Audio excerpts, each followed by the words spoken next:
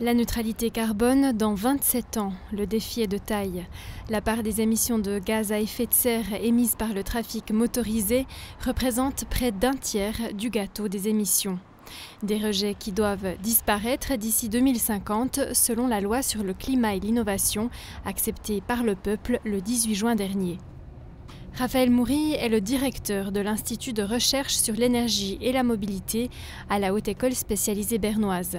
Au Dynamic Test Center de Vauflin, il cherche à optimiser les voitures électriques. Ce modèle est voué à être autonome un jour. On pense que le véhicule peut être commandé pour les derniers kilomètres d'un trajet et les gens pourraient le prendre et ensuite prendre les transports publics. C'est la première idée. La deuxième, c'est pour les gens qui n'ont pas le permis ou qui ne peuvent plus conduire. Et ce faisant, ils pourraient quand même utiliser la mobilité.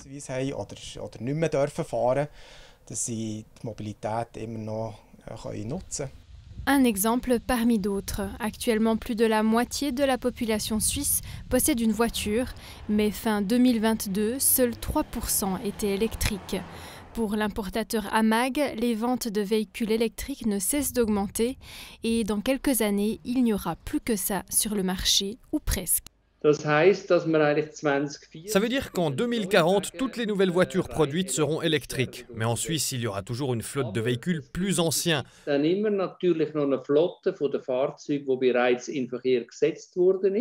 Aujourd'hui, par exemple, on a des voitures qui roulent depuis 15 ans. Et on espère que d'ici quelques années, il y aura du carburant synthétique à disposition pour décarboniser cette flotte.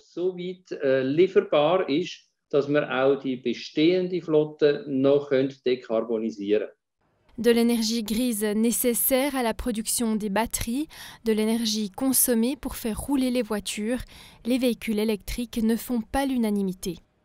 Le chercheur Raphaël Moury pense que la technologie est à la hauteur pour relever le défi de la neutralité carbone, mais selon lui, il reste beaucoup à faire.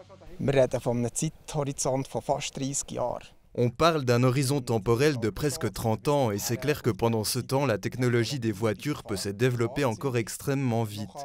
D'un autre côté, la technologie doit pouvoir utiliser les énergies renouvelables et pouvoir les rentabiliser.